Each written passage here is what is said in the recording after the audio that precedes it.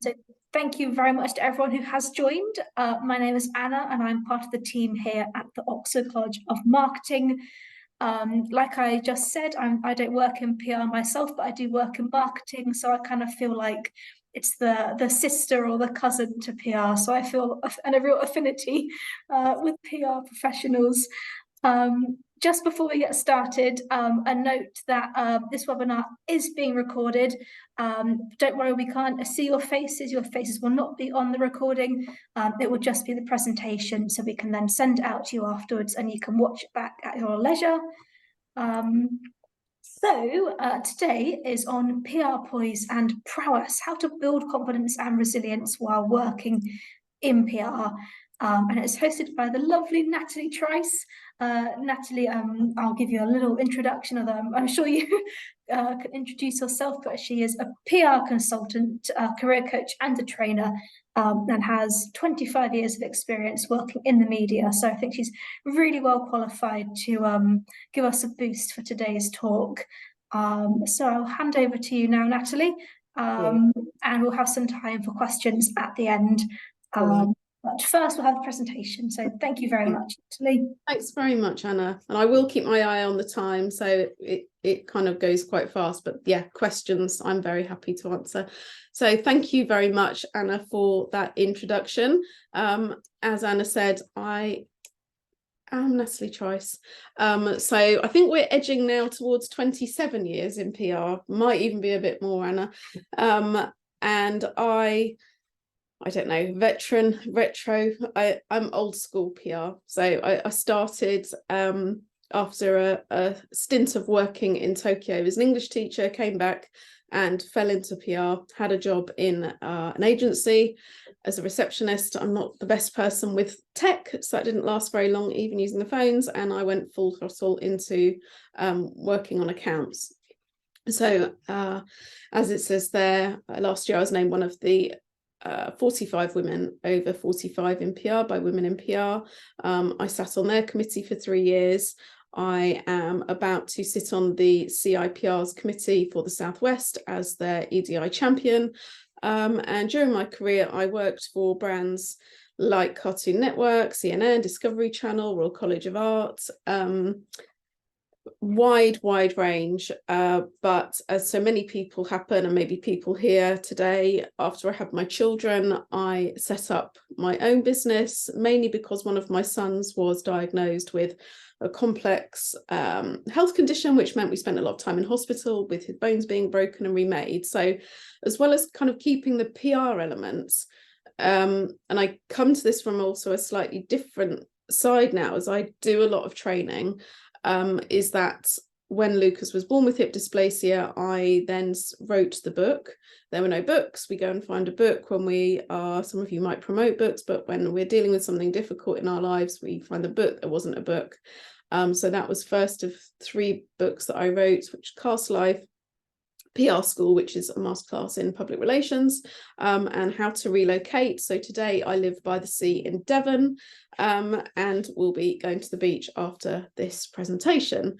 So I have done a lot of things in PR. I have worked in agencies, I have been in-house, I have recruited, I have managed, I've had my own business. I do some very little amount of consulting now. I generally train people to do their own PR. I lecture at universities, and in February, I will be starting my... I'm sorry, that's my dog. I will be starting my PhD. So I will be going to Sunderland University, and my research is around equity in the PR industry, something that I have a big passion for, and hope to contribute further to the PR world through that research and the outcomes of that. So that is me, and that kind of hopefully tells you why Anna and the team have invited me today. I'm not just some random. I also do teaching for the college with their CIPR courses as well. So what we're here to do today is talk about how to maintain your resilience and prowess when you're working in PR. Some of you might be in comms, because it's something that I'm passionate about and that I don't think that we particularly talk about enough. I think that we tend to be quite stoic and we get on with it, but actually to the detriment of our health and and our mental health. So I've done two things with this presentation. I have looked at the situation at the moment. I've also looked at resilience in our well-being, but also I think one of the biggest challenges I find, because I'm also a career coach, I work with a lot of PR consultants or startups, and I find that we just don't talk about mental health and well-being enough. So I've also talked about pitching, because that is one of the things that can really bring down your resilience, and it can feel really tough, especially in the current media landscape. So I've kind of tried to make it quite holistic and hone into the things that I think my clients have been talking about and that I've seen. So to start off with, the realities of working in PR in 2023. And as Anna said, you will get these slides afterwards, and I'm more than happy to answer questions afterwards or as we go through. So I had a look at some data, looking at CIPR and PRCA, and looking at the state of the mental health in the PR industry. Obviously, this changes. This was the most recent research, but I know that they're constantly updating their surveys. So it said that 90% of PR practitioners say they faced mental wellbeing challenges in the past year. And that was in contrast to 65% of workers overall. So that is quite a big figure. And I don't think it's really something that we maybe talk about openly. So the survey, I'm guessing that people felt that they were more able to talk about what was really happening. From those findings, 54% of people said that the workload was the primary reason for not taking time off work for mental health. I think that we've all been there. Whether you work in an agency, whether you're in-house, you may be someone like a solo worker who's had to take on the responsibility of PR. You keep getting more and more work and your emails build up, and it's very hard to say no, because we like to do a good job and we like to look competent, and saying anything else can make you feel weak, and it gets to be a problem. So you then have 61% of people who took time off felt guilty for doing so, but it did actually help them. So you're already feeling burnt out and tired, and you take any time off and you add guilt to that. It's not an ideal situation. It's not an ideal scenario. So we have to be aware of that. And then a further 74% of those who spoke up at work about their mental health, they did say they received understanding and support. So that is really encouraging. And I know that there are great places, there are agencies where they're very supportive, workplaces very supportive. So it kind of shows that people are listening, the workplace are listening, they are putting things into place. And I quite often will work with agencies on in-house teams to look at how we can further support PR people and what they're doing. But then on top of this, an overwhelming 95% of PR professionals believe that workplaces should actively address and support the mental well-being of their employees. So I guess I can't see anyone on the webinar, but obviously it's interesting to know people who are here. If they have anything in the chat they want to share or they can share about what happens where they work, that would be really interesting. Okay, so how do we then build that resilience when we're working in PR? I've done two things. I've looked at overall resilience, but I've also looked at pitching, because I think that pitching can be one of the hardest skills to learn, but also one of the things that can really demotivate and not desensitize, but it can be very hard for your morale when you're pitching into a void and you feel like the clients are pressuring you and your boss is pressuring you and the account manager is pressuring you and it's not coming through. That is one of the times when resilience, which I see that I've spelt wrong, I'm really sorry, but it's one of the times when resilience can really be tested. Quite often you are pitching at the beginning of your career, but some people will go through. So I still pitch myself a lot and my books and things like that, but it can be really, really demoralizing. And I think that the thing we have to remember with PR, and I say this a lot, and I think I've talked about it before, is that it's not ER. You know, we are not saving lives. Some people here might be working in the NHS, we might be doing those things, but it's not ER, but it is extremely high pressured. It's very, very competitive.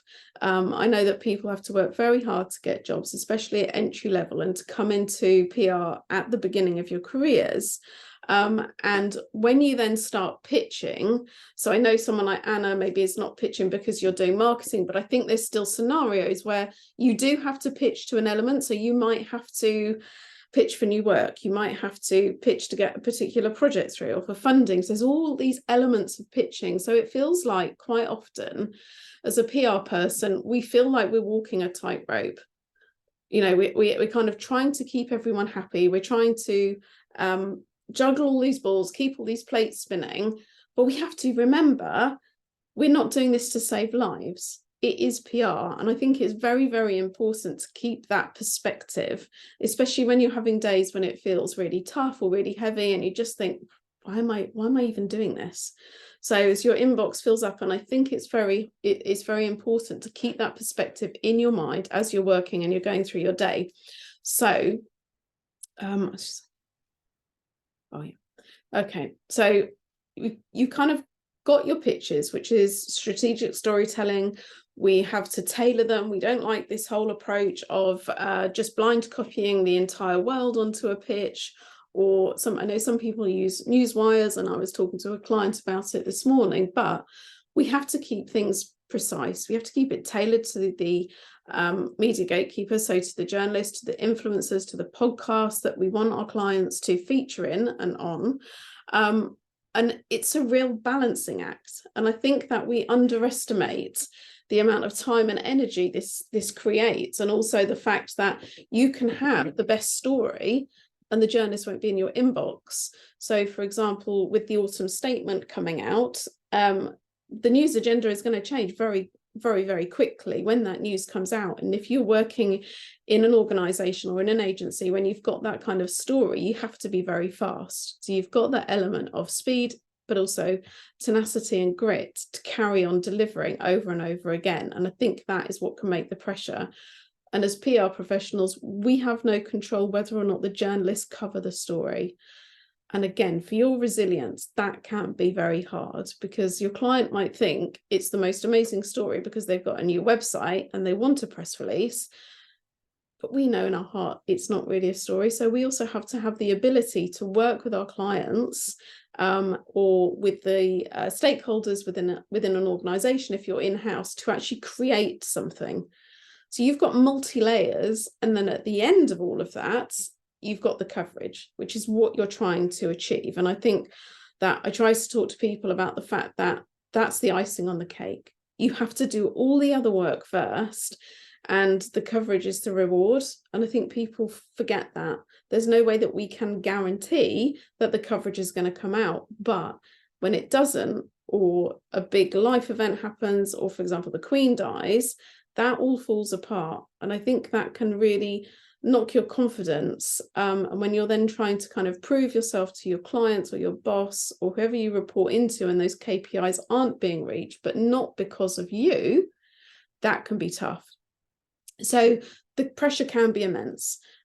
So each pitch represents our client, also our understanding of the media landscape. You know, are we keeping abreast of what's happening in the news? Do we know who's covering what things? Are we up to date with which journalists are moving? Who's going freelance? Who's going on maternity leave? All of those things. So it's like a high stakes game of matching the right story with the right journalist at the right time. And, you know, still now, I think I was writing something for Metro this morning, and I still love seeing that when it comes through. There's, you know, 20, however many years through it is later.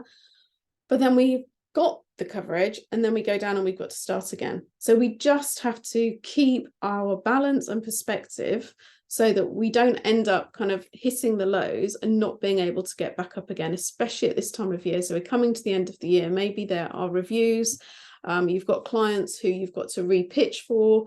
And of course, people are suffering from the cost of living crisis. So all of those elements are going to make it hard, but it's still totally doable. So I think it's keeping in mind that you can do this, but there might be times when it feels more difficult than usual, but it's not you. So how do we deal with this? Be prepared. So when you're pitching, be prepared as possible as you can. So for some of you, you might be seasoned PRs, you've done this for a long time, but it's almost like have everything ready, have everything kind of on your computer. And this might be basic, but some people it doesn't happen. So literally have your press release ready to go, have your pitch written and prepared, have your media list, have it all in one place, have it all in one folder so it's easy to access, and also make sure that you have got your images. So I did an event with some journalists last week, and one of the clearest things that they said was make sure you have your images. And I think, again, if a journalist comes back to you and you're thinking about whether or not you might be able to start a conversation or meet up with them or invite them to something, if you're not prepared for what they might come back for, that is going to impact whether or not they use your story, whether or not they use you again in the future. So just being really, really prepared can set you up for success, whatever the outcome. So have that preparation done, double check it, make sure you've got images, releases, quotes, people ready to speak, and just, it's just little things like, don't send something out and then go on holiday for 2 weeks, because that isn't going to help. You'll come back and then people might be, annoyed that you did it. And it sounds basic, but I've certainly worked in agencies where it's happened. And it's just having that thought process of, if you're going to do well in your job and you're going to feel confident, then be prepared and have all of this ready to go at the beginning of any campaign. And obviously everything signed off and ready. Another way of keeping your resilience is about, and when it's projects, when it's campaigns, when it's about pitching, is managing expectations. And those are for your clients, but they're also your own. So I think that a lot of PR and comms people can be very critical of themselves. So we think that there's a story and we've got to get 15 pieces of coverage and it's got to be today and we've got to get front page of the Times.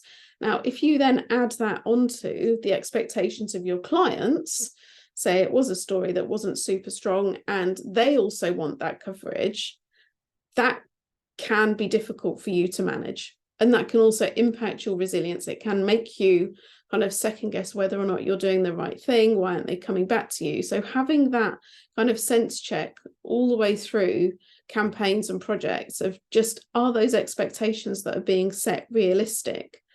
And if they're not, how can you communicate that with your team? How can you communicate that with your manager? Who's going to listen to you? And do you feel like you've got that space or that person where you can talk about these things? Because as I was talked about at the beginning, we don't always feel like we're able to talk about it. So if you're setting those expectations at the beginning and you know what you're trying to get, that can definitely help with your resilience and kind of with your confidence overall. Because I think a lot of people, and certainly clients that I work with and students that I teach, they feel like there's something wrong with them. It's not, and they take it very personally. It's not that thing. But if you've set the expectations at the beginning, you've got a plan, it makes it far easier to then go back and look at it and say, well, we got 5 pieces of coverage.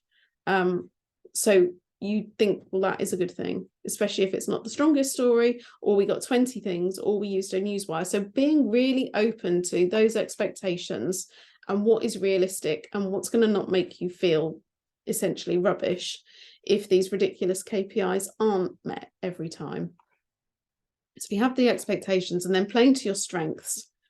So this is always going to help with your resilience. What are those things that you are really good with and you feel really confident with? Now, I know that in some situations, like if you work in a very small team, maybe if you're the only comms person with an organization and you're expected to do everything, that can be really tough. Yes, it's a really great learning experience and it gives you lots and lots of skills, but actually to keep your resilience when you're pitching or when you're working within an agency or wherever you are, you really need to think about playing to your strengths. So what is that strength? Are you really good? I mean, I personally do not like picking up the phone to journalists. I've never liked it in 30 years. And interestingly, the 3 journalists that came to my event last week all said, don't phone us. We don't want to speak to you, in the nicest possible way.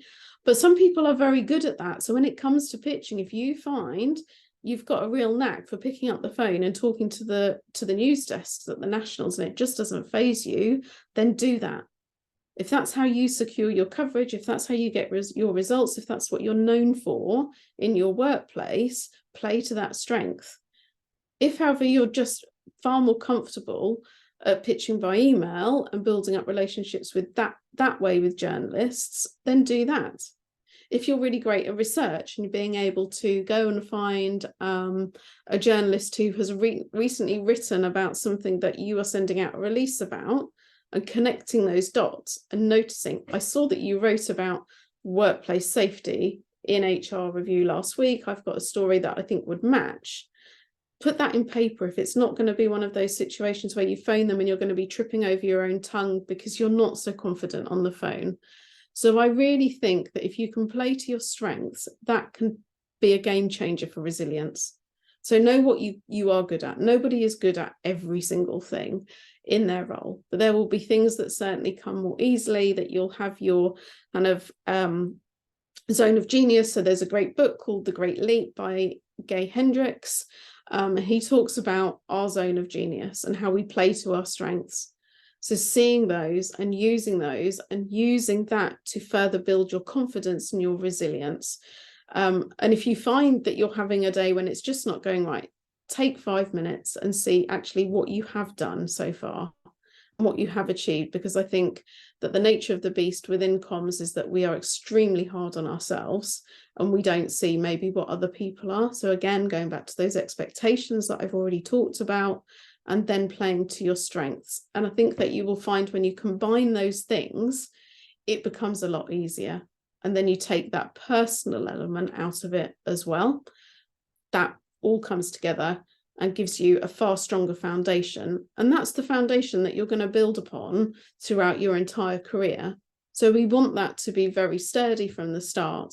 So it doesn't mean that you've got to know everything, but certainly kind of having a 10% edge on maybe other people and being able to just look outside of what you might find is a kind of blinkered view. So really play to those strengths and work out what they are. If you don't know, so quite often clients will say to me, I don't have any strengths, ask someone you work with, which can feel really difficult again, but just ask a colleague, you know, what do you think I'm good at? And if you take away anything from today and you can bear to do that and just ask people in the office 3 things you're good at, you might be a great writer, you might be great on the phone, you might be great with clients. So really play to those strengths and remember what you are good at rather than focusing on the thing that isn't so great, because that will bring you down and your resilience will be impacted, as will your confidence. So do remember that. And then stand out from the crowd. So whether you're pitching, whether you're in a meeting, whether you are in your review, whether you're on a call like this, how do you stand out from a crowd? You know, there's thousands and thousands of PR, comms, marketing people thinking about what makes you different. And it's not a case of going out and shouting about being brilliant at a certain thing. It's just thinking about, right, when I'm pitching, when I want to feel confident about what I'm doing, what is it that makes me different? So again, thinking, are you really great at crafting copy?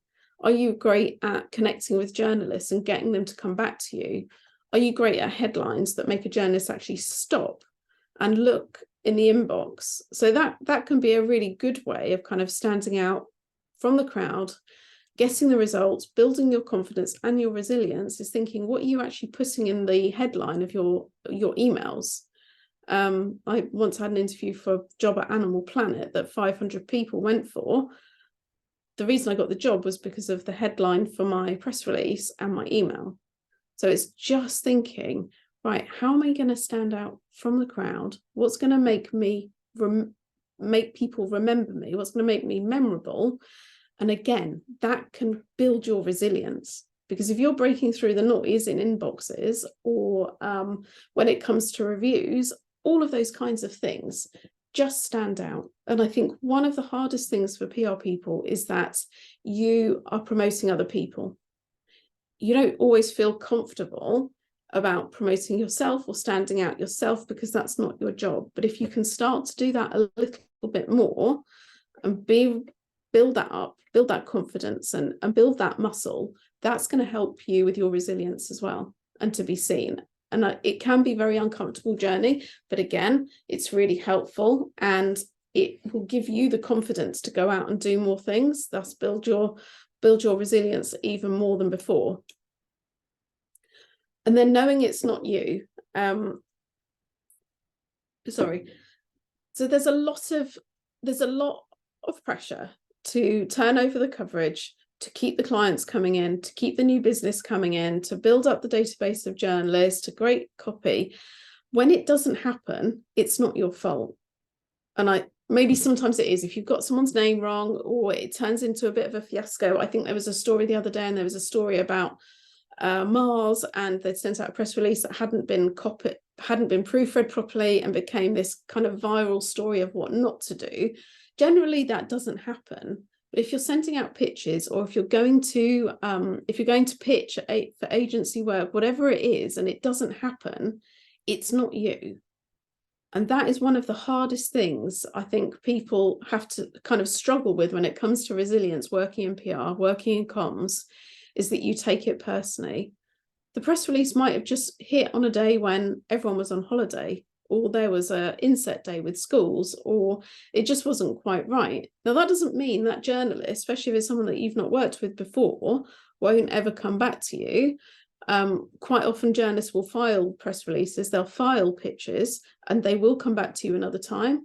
And it might be quite a long time before they come back to you, but they will do. But I think don't leave the office, or don't, if you're working from home, and kind of have this idea that it's your fault or there's something wrong. It is a numbers game.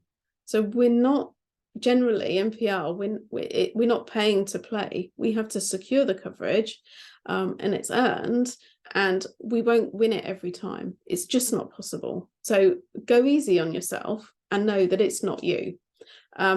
So that, I think, is one of the most important things to take from today, because that can eat away at your confidence and your resilience. But there will be times when you'll send out a release, or it'll go on a newswire, and everyone will be interested. So take those as well. So when you get the wins, when you get the good coverage, make sure you celebrate those wins. Have a folder where you've got positive feedback from journalists or clients or your boss. So have that for the days when it's just not happening, and you feel like, certainly I remember when I was doing a lot of consulting work, you'd think, I'll just go and work in Starbucks. It's not. And then the next day you'll go in, you look at the emails, and actually it is a story that people do want to cover. So it's very much a case of it can feel like a roller coaster. That whole idea of PR is that you send out your story, you really think it's a good story, you've worked really hard on the pitch, you've got great images, and then it just doesn't happen. Or if it does happen, the clients then come to expect that level of success, and then it feels like a roller coaster, because no sooner than if you got a piece in the Guardian, they're like, well, what's the next thing? And I think you can kind of get onto that treadmill of what's next. And that, again, can be quite destructive. So just make sure you celebrate the wins and give yourself time to breathe before you then head into the next thing. Is there a question there, Anna? Yes, there's one question come through, but I think we'll Want to do them at the end? Yeah. Yep. Okay. So that's kind of more like the everyday job, because I wanted to cover that. And then everyday PR life. So that's the work, but actually the PR life. And I think that this is definitely something that we don't think about. I'm not sure how many people have gone back to working full time in the office, how many people are remote, how many people are hybrid. But I certainly know that when I first started in PR, it was one of those jobs where we would get to the office at 8, maybe earlier sometimes, and we would just stay. And you never wanted to be the person that left the office first. So there was always this kind of expectation that you didn't work your working hours, you worked way longer. And that is really not good for resilience, for your confidence, for your mental well-being, any of those things. So how can we actually look at those? Because again, it's slightly about empowering you as professionals to say no. So the main ones that I come across with my clients when I'm coaching them, or maybe with my peers when we're talking, is setting boundaries. So I know this tends to be a bit of a buzzword, and not everyone is into them, but this is important. You know, you've got to have your boundaries in place, because if you're working all the hours and you're always on call, that is what people are going to expect from you. You know, if you open your email in the morning and you're kind of scrolling on your emails before you've even put the kettle on, and you're getting stressed because a client sent something straight away, that is not going to be good for your confidence, for your mental health, for anything. So you've got working hours, so put those into place. And I know, because I've worked in agencies, I've worked in house, I know how this goes. But look at how you can make this a reality, because this is going to help with your resilience. Do you need to talk to HR? Do you need to talk to your boss? Do you need to relook at actually how much work you've got and whether it is realistically manageable?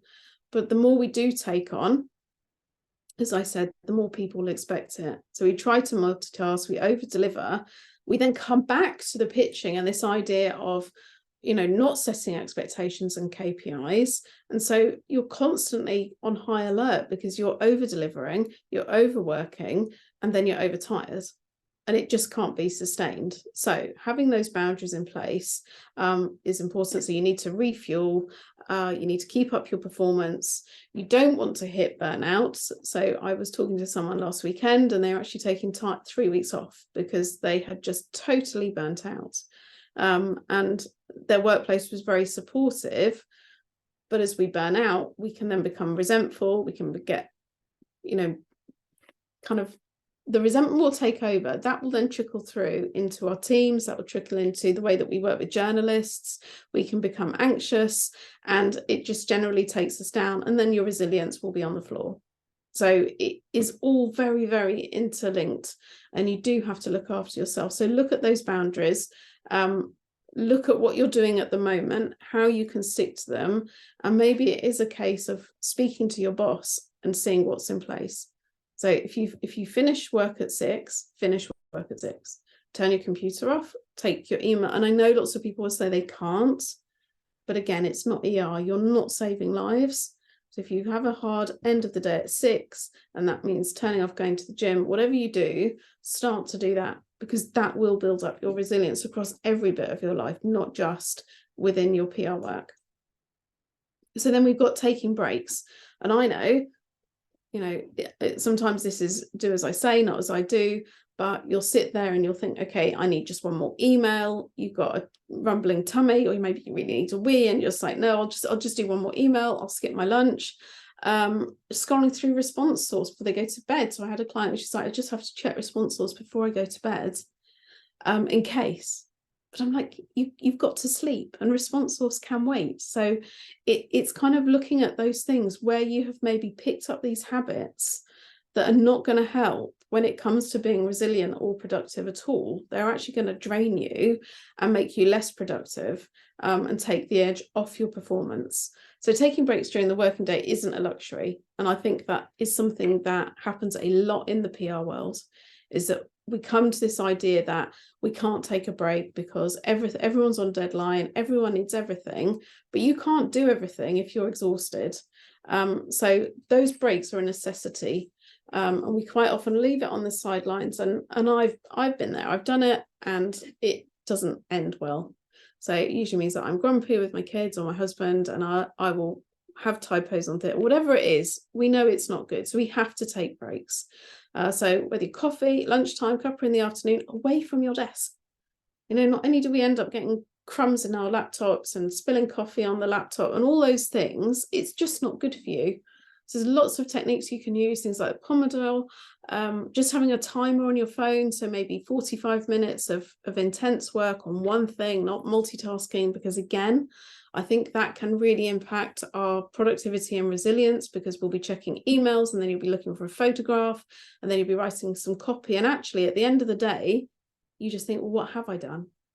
So setting time aside, blocking out your time, and then blocking out breaks, even if it's 10 minutes and you go and walk outside for 10 minutes, or I don't know, you have a quick Instagram scroll and a glass of water, but make sure you take those breaks.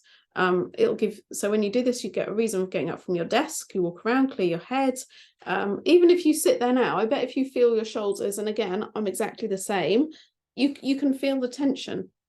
And of course, when you feel the tension and you're tired and you don't get the results you want, that is when things can go wrong. So you then will feel like maybe your boss is being picky or someone is undermining you, but you can't function if all of these elements are not in place. You're simply not going to have those foundations. So take your breaks and do it every day. And if you need to, set reminders in your phone.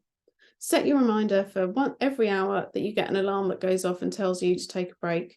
And I've got clients that do that, and actually it does remind them. Okay. And do something for you. So taking those breaks is not something for you. You need water, you need to go to the loo, and you need to stand up. They're not things for you. They're just part of life, and you must do them, and we don't do them. But then think about doing something for you. So if it was for me, I'm a complete magazine junkie. I've got an office full of magazines and that I've never read, but I don't read them for clients. I read them for me. I also live by the sea. So I go surfing, I go outdoor swimming. I do all of those things because PR can be all consuming. It can take over everything and you feel like you just can't walk away from it. So try running before you go to work rather than having that double espresso at Starbucks, or having 2 or 3 of them while you go through your agenda for the day. Walking the dog at lunchtime rather than writing more copy. You're going to be far more productive, far more resilient at the end of the day if you actually get up and go outside in the middle of the day rather than just powering through and realize that you've sat there from 8 until 6. You've hardly moved, you've hardly eaten, you've just had junk food and you feel really rubbish. So rather than writing up your notes in the evenings, go to a yoga class, go to Pilates, go to the pub, whatever it is, but actually get that time away from your work, because that will help you to deal with the work next day and to help you to be more resilient the next day with whatever you're facing. And then don't brush it aside, because your well-being is very important. And I know that there are some places, so there's certainly agencies I work with, and they do this. They do offer all kinds of well-being incentives, whether it's a gym pass, whether or not it is a vouchers for things, wellness days, duvet days. If they offer them, take them. And if you work for yourself, make it a priority and add it into your budgets and your planning. So making time for yourself and then asking for support. So I think this really is one of the hardest things to do. But when we come back to the research from the CIPR and PRCA again, it said that 51% of people in this particular report had struggled. Too much work was the barrier, and half of those were not taking time off. So if you don't ask for the support, no one is going to know that you're struggling. And I think that it is a absolute worldwide issue at the moment, especially in the kind of COVID recovery period, is we feel like we can't ask for support. We feel like that you can't ask whether you can have the time off, whether you can be sick. And certainly if you are having issues with anxiety or burnout or struggling in that way, it feels harder to say that than to make up an excuse and say that you've got a cold or that you've got COVID or any of those things. So if you can actually ask for the support and take the time out, take the time off, relook at your workload, look at what's going on with everything else within your life, then you can then start to build that resilience back up again. But if you don't have that, and if you don't build that in, it's going to be very hard to keep going back into work every day and be resilient. So that I think is the asking for support is really, really important. So those are kind of, and talking about that, I'm kind of hoping that people will have questions, maybe situations that you're dealing with at the moment or things that are bothering you, where we can kind of look at that support, look at the things that you need in place and the things that you've got to deal with to maybe make life easier and to become more resilient. So I can see we've got one question, Anna, and obviously I'm happy to give as much information or be helpful to people about how you can build that resilience in. And then maybe this is even a good time, because I know lots of companies will now be having their reviews for this time of year. And if you can feel brave enough to give feedback and to actually let people know, well, this is what's happening. And it might be that none of this is a problem. You might be absolutely flying, and that is brilliant. But for people who maybe it's feeling a bit harder, maybe the pitches aren't working, the new business isn't coming in, people are asking you to work for free if you're a freelance. All those things can really impact your motivation and your resilience. So it's really important to be able to ask someone somewhere for support. So if I have a look at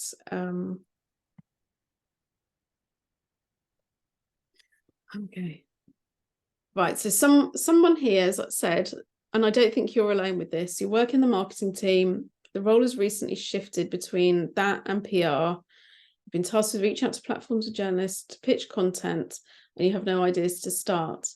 Well, first of all, that's a totally normal response. So if someone was to say to us, you've got to get in that car, you've never driven, you've got to get in that car and I want you to drive from London to Scotland, well, you wouldn't be able to do it because no one's taught you. So I think there's also this element of people assuming, and like you said, you've been told that you've got to do that. So when it comes to pitching, first of all, I think you've got to be very clear, depending what the organisation is, there's two things. Who are you pitching to?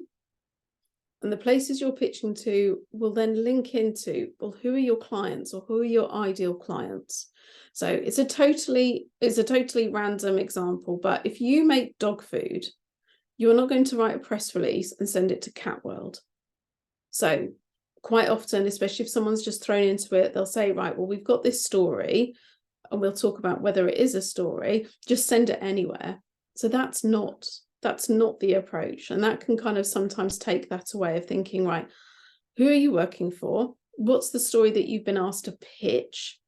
And then who are you going to do it to? So really looking at your organization and saying, well, if you were a yoga teacher, for example, you work for a yoga studio. So who are the people that you want to reach? Well, we want to reach men and women between the ages of 25 and 50 who live in London. Okay, so that's your target audience. What do they consume in terms of media? Well, it might be that lots of them are using the tube because your yoga studios are next to every tube station. So what are they reading in the morning? Well, they're probably reading Metro and picking that up on the tube because it's free. They're probably looking at the Evening Standard. You've got those two. So that's your first two places that you can start to pitch. So if we just take those so that it doesn't become overwhelming, look at those places, pick up those newspapers and actually see, where would our story fit in here? We're a yoga studio by every tube station in London, and we've got a freebie coming up for Black Friday where people can try the studio. So that's a kind of your story. Your story might be relax after work with a free yoga session. And I'm making this up off the top of my head. So thinking that's your story. These are the places, and we can then send a pitch. And your pitch, and again, people can become overwhelmed. They're like, well, I've never done a pitch. And there is actually a downloadable pitch on my website that you can, it's a template, but your pitch is literally saying to someone, look, I'm here, journalist at the Evening Standard who writes the wellness column. I'm here. This is my story. Would you be interested? And that can take away so much of that fear. So you're thinking, well, is it the right publication? Yes, because it's a London newspaper and it's read by people who might go to the yoga studio. So we've got that. Is it the right person? Yes, because they write about wellness and they write about well-being and they write about yoga. And actually, we think from their Instagram, they like yoga. So you send your story to them and see what they say. And it's as simple as that. I think the thing that we can do that will get you very overwhelmed and eat away at your confidence is going, we've got to be everywhere. And that is very, very difficult. If you're new to PR or you've got a lot of other roles within your job, it is very difficult for you to be everywhere. So I quite often say to people, start with 5 places. You know, if you're a farmer and it's potatoes, it might be that you can only send it to Potato World, and there is a potato magazine. It can be very, very, very niche, but make it manageable for yourself, because the worst thing to do is to get overwhelmed and feel like you're not getting anywhere at all. And I think that is one of the biggest impacts on your confidence and your resilience. That will just take away everything. So go back to the beginning, think about the story, think about the publications, get to know the publications and where your organization or where your experts would fit. So what are the things that come out regularly? If you're in London, what you could do, and I only say that, I mean, I live in Devon, I live in the middle of nowhere, but thinking about when I did live in London, every day for a week, pick up Metro and pick up the Standard, just as an exercise, and go through the paper every single day and start to get familiar with, well, Lizzie Thompson writes about lifestyle, so we know that. So what does she write about? What is she writing? Am I following her on Twitter or X or whatever we're calling that? Am I actually being really familiar with who writes what on what publications? Because that's how you're going to build those relationships, and that's how you're going to build your resilience. Because if you're then pitching to Lizzie and saying, I've got this great story about HR trends for 2024, for example, and you deliver on that, and your client's given her the information, and you've got an image and it works really well, she'll start coming back to you. That will make you feel really confident. That will give you more resilience and tenacity, and then you will feel great. This doesn't happen overnight, and I think that's the thing that people forget. You're not going to get in a car on day one and pass your test.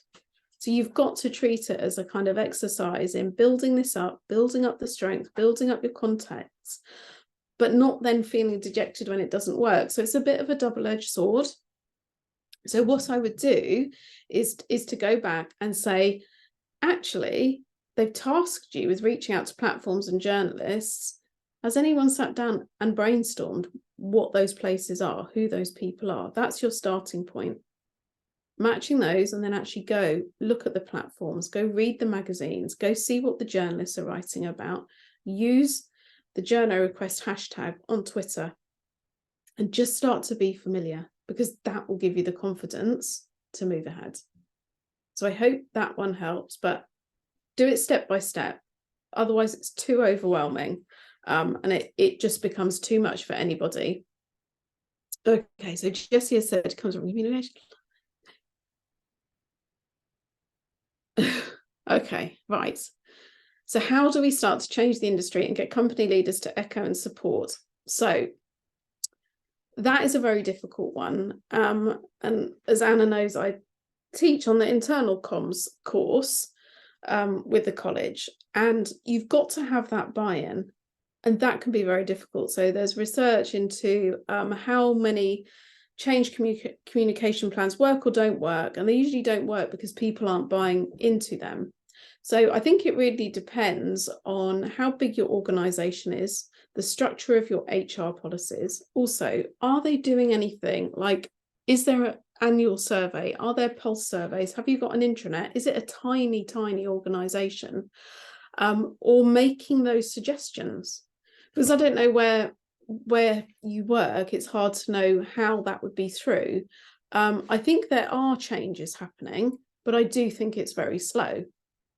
So I know that in my PhD research, this is part of the research. It's how we communicate with the top, which can sometimes, and not all of the time, be somewhat disengaged, especially kind of more entry level that we go down. You can have that element of disengagement. I did go to a very powerful event a couple of weeks ago, and it was the woman who put together the Dove campaign, so about female empowerment and bodies, and actually the senior team at Unilever did not want to go with that campaign.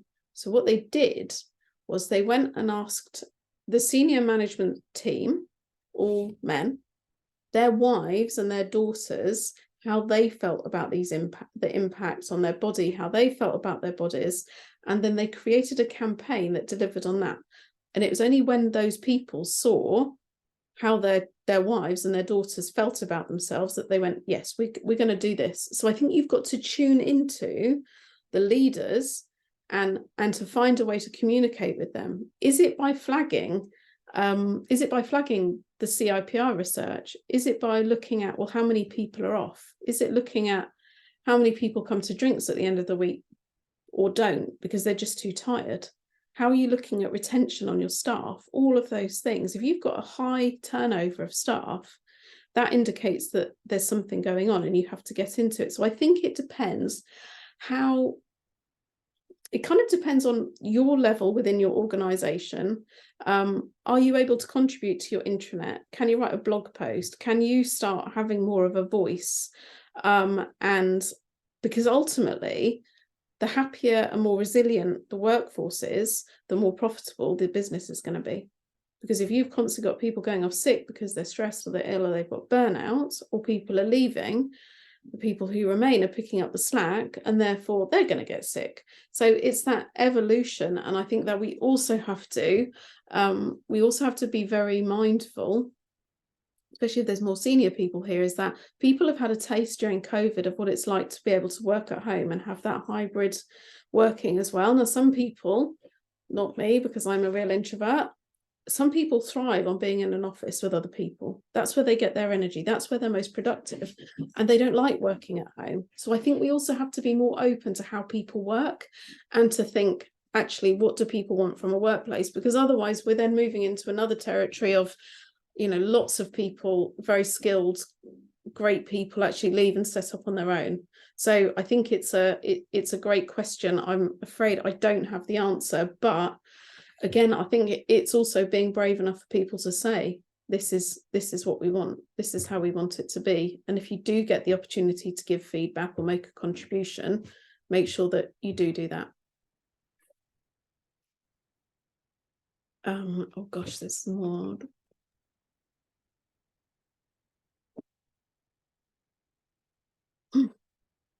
Okay, Nina, that's, yep.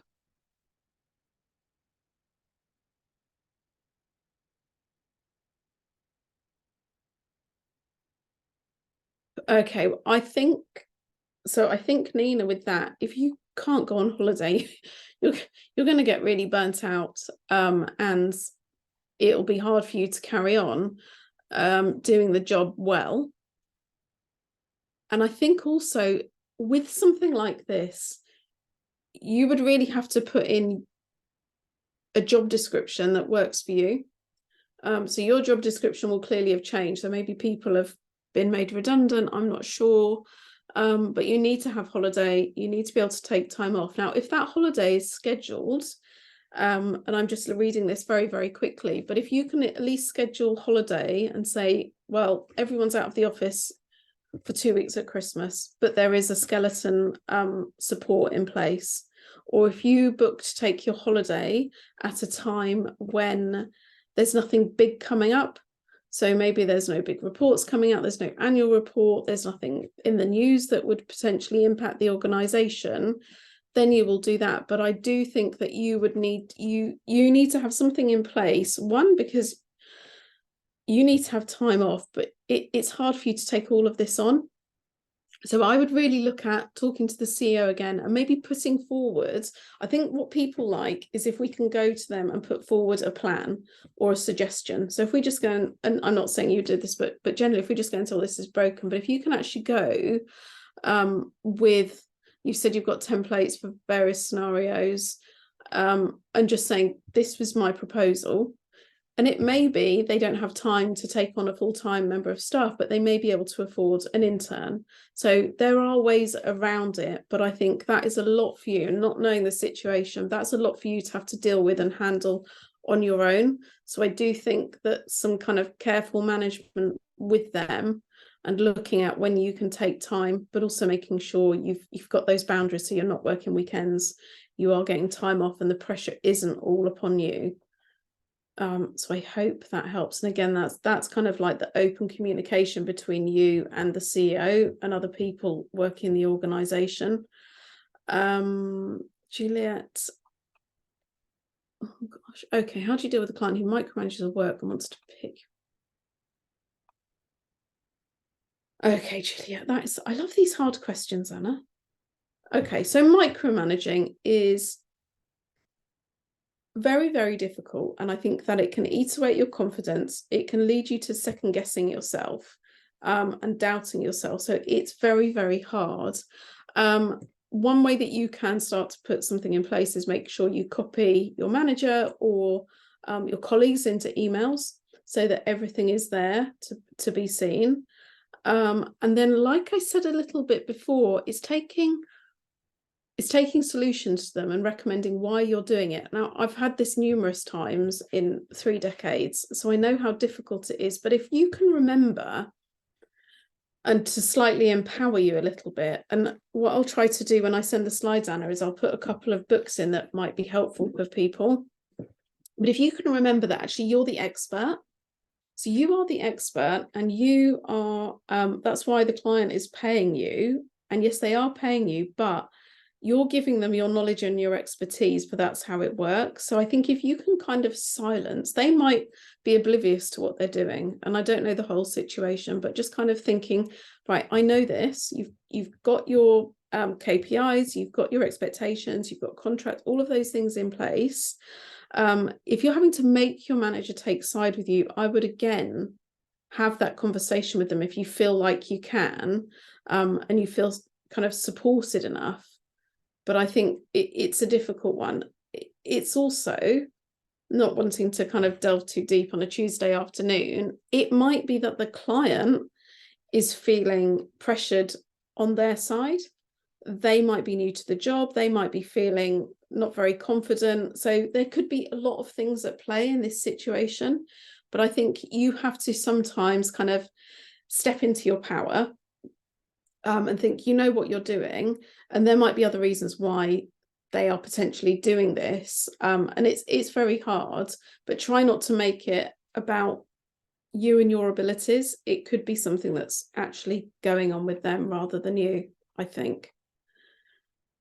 Nina, when you go on holiday, you can't feel guilty. I think the biggest thing to think is your CEO feeling guilty when they're sitting on the beach? No. It's also a very similar thing when we think, is a journalist going to be worried that they haven't covered your story in the same way that you are? No. And I know this is really hard, Nina. I know it's very, very difficult. But if you don't have holiday, if you don't take time off, you will burn out.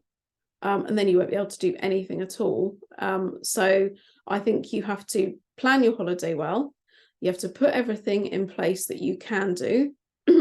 And you can't feel guilty, because it is a job. I think that's the hard thing. You know, whether it's a job, whether you're contracting, whether you're your own business, you've got to have that balance. Now, if there's no one to cover you, that's not your problem. I know it feels like your problem, but it's not your problem. You've done all your due diligence, you've put everything in place. So I think we need to work on, I could probably do a whole session on guilt, but yeah, and there's a whole people pleasing and all those things. So I really hope you don't feel guilty. What makes a good PR? I think what makes a good PR is when you can look beyond the obvious. So you need to be able to spot stories quickly. You need to be able to run with something fast, but it's almost like scanning the room. And I think I talked about this in one of the courses, Anna. You've got to be able to kind of scan the landscape and think. I remember one of my first PR clients was a boiler company, and it was awful. And I still keep in touch with my first boss all this time later, and actually dedicated one of my books to her because she was so good. She was like, the client expects this. What makes a good PR person is that you can look at this, but also what's the bigger picture? What's the bigger picture in terms of, are you covering all bases? Are you prepared? Do you have your boundaries in place? But I'm not saying you have to go above and beyond, but you need to be creative and you need to be fast. So I often think my brain is a bit like mission control. So you could say to me, where would this go? And simply because I've done it for so long, my brain will literally translate that onto a page of a publication. And that's what you want to be able to do. You want to be able to take a story, first of all, and I think this goes back to Nina and a couple of the other people that have asked questions, and be able to consult on whether or not that is a story and build the confidence to say yes or no. and that just comes with time. But then having that ability to scan and think that's where it fits. And again, that is, and also not giving up. It's not an easy job. I think it's got harder, but in a way it's kind of got easier because we've got so many more places. Yeah, being resilient and gritty, and sometimes being scrappy, but not giving up, but then turning off at 6. And I am saying this, I don't always do this, but I have paid the price when I haven't. So I hope that helps. I think that might be all of the questions, Anna. I think that is amazing. Thank you so much, Natalie, for that today. I hope it helps. I really hope it helps. I did, yeah, have questions here. Yeah, and I will send Anna the slides. If people have questions, then you can find me. But I just think it's PR, it's not ER. So please don't feel guilty. Please don't let it make you feel sick. And just know you're doing your best. I think if you can go home and think, I did my best, you know, it's like I say to my sons, you did your best. And if you did your best, that's it. It's a hard gig, but I'm sure that you're all very, very good. So I hope that has helped. And make sure you take your breaks as well. Yeah, absolutely. Great to get all of those words of wisdom from you. Thank you very much, Natalie, and applicable to marketing as well for me. Good. So yeah, as Natalie said, we will be sending the recording of the webinar out to you in the next few days, as well as the slide deck. If you do think of any questions later on, I'll be putting our inquiries email address in the chat.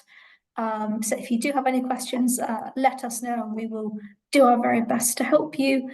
Lots of you on the webinar today will be interested in studying a PR course with us. Some of you may already be studying a PR course with us. Natalie is one of our lovely tutors for our Chartered Institute of Public Relations courses. And if this webinar has piqued your interest, there is a link in the chat to our webpage as well. I think that is everything for today. Absolutely finishing bang on time there. Thank you very much to everyone who joined. We hope you enjoyed it. And hopefully we'll hear from some of you very soon.